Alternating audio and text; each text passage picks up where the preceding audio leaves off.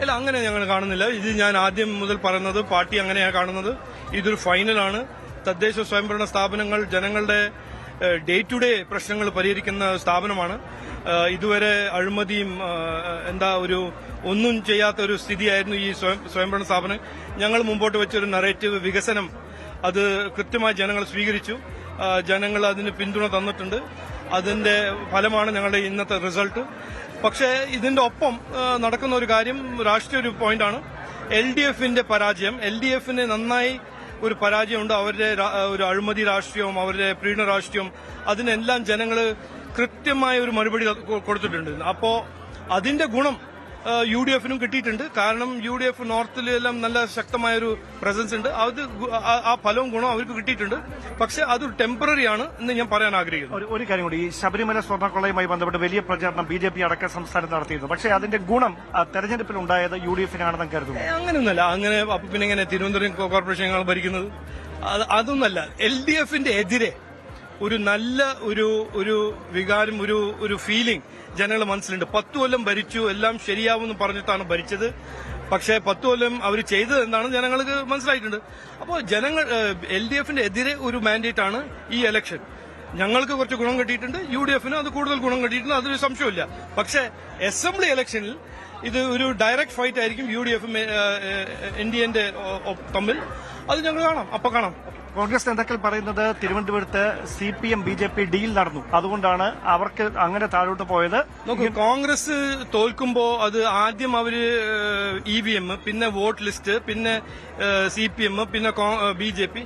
അത് അവരുടെ രീതിയാണ്. എന്തിനാണ് നമ്മൾ അവര് പറഞ്ഞതെല്ലാം കേൾക്കുന്നത്? അവർക്ക് ഇന്ന് ആന്റി CPMന്റെ ഒരു വികാരം, അതിന്റെ ഒരു ബെനിഫിറ്റ് ഇന്ന് കിട്ടി. അപ്പോൾ ഇന്നും നാളെ എല്ലാം കുറെ സംസാരിച്ചോട്ടെ. വരാൻ പോകുന്ന ഈ അസംബ്ലി ഇലക്ഷനിൽ കൃത്യമായി ജനങ്ങൾ കാണും കോൺഗ്രസിന്റെ എന്താണ് ട്രാക്ക് റെക്കോർഡ്. ഇതുവരെ നമ്മൾ ചർച്ച ചെയ്തത് LDFന്റെ ട്രാക്ക് റെക്കോർഡ്. കാരണം അവരെ ഭരിക്കുന്ന പാർട്ടിയല്ലേ. ഇനി വരാൻ പോകുന്ന കാലത്ത് കോൺഗ്രസിന്റെ ഭരണം, ഇവിടെ ഭരിച്ച കോൺഗ്രസ് എത്ര കൊല്ലം ഭരിച്ചില്ലേ, അവര് എങ്ങനെ ഭരിച്ചു, എന്ത് ചെയ്തു, അതെല്ലാം കൃത്യമായി ഞങ്ങൾ മുമ്പോട്ട് വെക്കും. BJPയുടെ സംസ്ഥാന അധ്യക്ഷൻ രാജീവ് ചന്ദ്രശേഖരൻ ആവർത്തിച്ച് പറയുന്നുണ്ട്, ഈ തെരഞ്ഞെടുപ്പിൽ UDFന് വലിയ നേട്ടമുണ്ടാക്കാനായിട്ടുണ്ട്. അത് പക്ഷേ താൽക്കാലികമാണ് എന്നും അത് ഭരണവിരുദ്ധതയുടെ ഭാഗമായി UDFന് കിട്ടിയ ആനുകൂല്യമാണ് എന്നുമാണ് അദ്ദേഹം പറയുന്നത്. പക്ഷേ തലസ്ഥാനം പിടിക്കാനായതിലുള്ള വലിയ ആത്മവിശ്വാസം പ്രകടിപ്പിക്കുന്നു. ഇപ്പോൾ സണ്ണി ജോസഫിന്റെ വാക്കുകൾ കാര്യങ്ങളാണ്.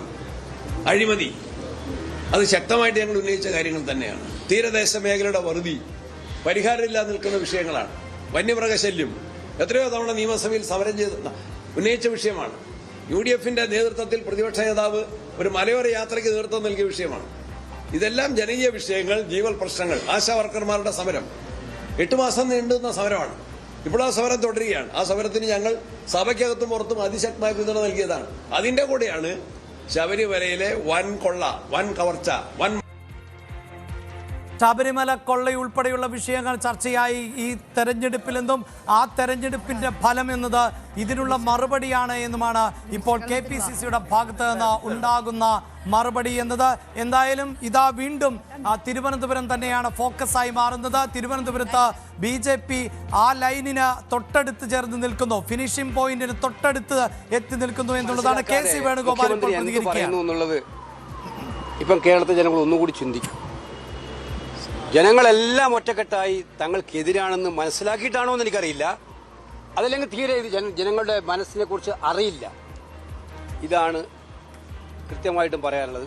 സർക്കാരിന് ഇനി ഒരു ഇഞ്ച് മുന്നോട്ട് പോകാൻ കഴിയില്ല.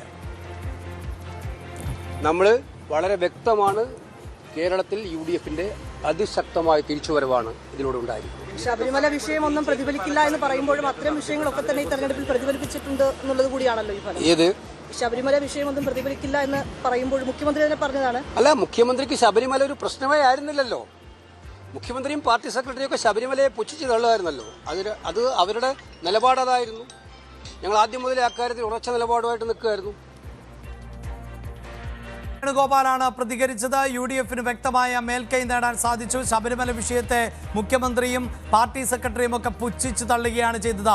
അതിനുള്ള മറുപടി കൂടിയായി മാറിയിരിക്കുന്നു ഈ തെരഞ്ഞെടുപ്പ് എന്നതാണ് ഇപ്പോൾ KC വേണുഗോപാലിന്റെ ഭാഗത്ത് നിന്നും ഉണ്ടായിട്ടുള്ള പ്രതികരണം. അങ്ങനെ കോൺഗ്രസിനെ സംബന്ധിച്ചിടത്തോളം വലിയ ആത്മവിശ്വാസം നൽകുന്ന ഒരു തെരഞ്ഞെടുപ്പ് ഫലം, പ്രത്യേകിച്ച് നിയമസഭാ തെരഞ്ഞെടുപ്പിന് തയ്യാറെടുക്കുന്ന ഘട്ടത്തിൽ പാർട്ടി ഒരുമിച്ച് നിന്നാൽ, ഒറ്റക്കെട്ടായി മുന്നോട്ട് പോയാൽ വലിയ മുന്നേറ്റം നടത്താൻ സാധിക്കുമെന്ന ആത്മവിശ്വാസമാണ് എല്ലാ നേതാക്കളും ഇപ്പോൾ പ്രകടിപ്പിക്കുന്നത്. അഭിലാഷ്, ശബരിമല തിരിച്ചടിച്ചോ എന്നുള്ളത് തന്നെയാണ് വിഷയം. പക്ഷേ അത് ഇങ്ങനെ തിരിച്ചടിക്കുമെന്ന് UDF പോലും ആ സമയത്ത് കണക്ക് കൂട്ടിയിട്ടുണ്ടായിരുന്നില്ല. അതുള്ളതാണ് സത്യം. അത് BJPയും കണക്കൂട്ടിയിരുന്നില്ല. ആ തരത്തിൽ പ്രചാരണത്തിലേക്ക് ആ വിഷയം എത്തിക്കാൻ BJPയോ അല്ലെങ്കിൽ UDFO ശ്രമിച്ചിരുന്നില്ല. പത്തനംതിട്ടയിലുള്ള പ്രചാരണങ്ങളിലൊന്നും അതായിരുന്നില്ല. ഒരുപക്ഷെ ഇനി ഈ രീതിയിൽ റിസൾട്ട് വന്ന സ്ഥിതിക്ക് ഇനി അങ്ങോട്ട് നിയമസഭാ തെരഞ്ഞെടുപ്പിൽ ശബരിമല ഏത് തരത്തിൽ ഉയരും? രമേശ് ചെന്നിത്തല തുടക്കത്തിൽ പറഞ്ഞതുപോലെ സ്വർണ്ണപ്പാളി എന്നുള്ള വാക്കിലാണ് തുടങ്ങുന്നത്. ആ വിഷയമായിരിക്കും ഇനിയുള്ള ദിവസങ്ങളിൽ നിയമസഭാ തെരഞ്ഞെടുപ്പിലേക്ക് വരിക. അതാണ് ഇതിലേറ്റവും പ്രധാനപ്പെട്ടതായി എനിക്ക് തോന്നുന്നത്. അപർണ, സാധാരണ നിലയിൽ നിയമസഭാ തെരഞ്ഞെടുപ്പിനും അതോടൊപ്പം തന്നെ ലോക്സഭാ തെരഞ്ഞെടുപ്പിനും ഒക്കെ മലയാളികൾക്ക് ഒരു പ്രത്യേക സ്വഭാവമുണ്ട്, വോട്ടർമാർക്ക്. അതിൽ നിന്ന് വ്യത്യസ്തമായിരുന്നു എപ്പോഴും തദ്ദേശ തെരഞ്ഞെടുപ്പ്. അവിടെ രാഷ്ട്രീയം എന്നതിനപ്പുറത്ത് പ്രാദേശികമായ വിഷയങ്ങൾ പ്രധാനമായും ചർച്ച ചെയ്യുന്നു. അതോടൊപ്പം തന്നെ സ്ഥാനാർത്ഥിയുടെ വ്യക്തിത്വം പ്രധാനപ്പെട്ട വിഷയമായി മാറുന്നു. ഏത് രാഷ്ട്രീയ പാർട്ടിയിലാണ് എങ്കിൽ പോലും നല്ല പ്രതിച്ഛായയുള്ള ആളുകൾ മത്സരിക്കുകയാണ് എങ്കിൽ രാഷ്ട്രീയത്തിനപ്പുറത്ത് അവർക്ക് വിജയിച്ചു വരാനൊക്കെ സാധിക്കുന്ന സാഹചര്യമുണ്ട്. അതാണ് തദ്ദേശ തെരഞ്ഞെടുപ്പിന്റെ ഒരു പൊതുചിത്രമെങ്കിൽ, തദ്ദേശ തെരഞ്ഞെടുപ്പിൽ പലപ്പോഴായി കേരളത്തിൽ ആധിപത്യം പുലർത്താനുള്ളത് ഇടതുമുന്നണിയാണ് എന്ന് നമുക്ക് ചരിത്രം പരിശോധിച്ചാൽ മനസ്സിലാക്കാൻ സാധിക്കുന്നതാണ്. അതായത് ഇടതുമുന്നണി അധികാരത്തിലിരുന്നാലും ഇടതുമുന്നണി പ്രതിപക്ഷത്ത് ഇരുന്നാലും തദ്ദേശ തെരഞ്ഞെടുപ്പിൽ ഇടതുമുന്നണിയുടെ ഒരു മേൽക്കൈയും അപ്രമാദിത്യവും നമ്മൾ കാണുന്നതാണ്. അതിനാണ് ഇത്തവണ മാറ്റം വന്നിട്ടുള്ളത്. അതായത് പൊതുവെ അഭിലാഷ്, ആ പറഞ്ഞതിൽ ഇതുവരെ ഇപ്പൊ നമ്മളൊക്കെ ഈ ഫീൽഡിൽ ഇതുവരെ ഇല്ലാത്ത രീതിയിൽ ഒരു ക്യാമ്പയിൻ പോയത്, ഇതൊരു സെമി ഫൈനൽ എന്നുള്ള അതേ. പിന്നെ മാത്രമല്ല BJP ഈ ചിത്രത്തിലേക്ക് എൻ്റർ ചെയ്യുന്നു. ഞങ്ങൾ ശക്തി പ്രകടനമായിട്ട് ശക്തി തെളിയിക്കും ഇത്തവണ എന്ന് പറയുന്നു. അങ്ങനെ ഇതുവരെ ഇല്ലാത്ത രീതിയിൽ ഒരു ത്രികോണ മത്സരം തദ്ദേശ തെരഞ്ഞെടുപ്പിൽ വരുന്നു. അതുകൊണ്ട് തന്നെ നിയമസഭാ തെരഞ്ഞെടുപ്പിന്റെ സൂചന ഈ തെരഞ്ഞെടുപ്പ് നൽകുന്നില്ല എന്ന് ഇടതുപക്ഷം എത്ര പറഞ്ഞിട്ടും കാര്യമില്ല.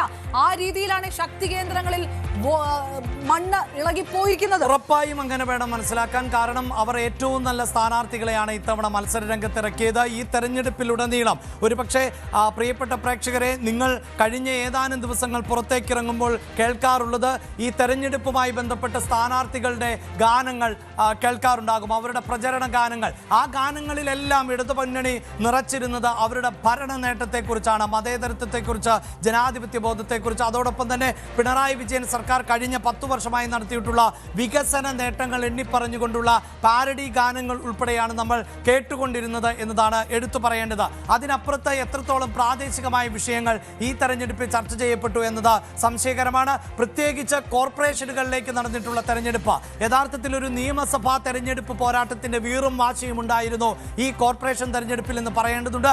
കാരണം മുഖ്യധാര രാഷ്ട്രീയ പാർട്ടികൾ എല്ലാവരും തന്നെ അവരുടെ മുഖങ്ങളെ കളത്തിലിറക്കുകയും അങ്ങനെ മത്സരിപ്പിക്കുകയും ചെയ്തു എന്നുള്ളതാണ്. ഈ അടുത്ത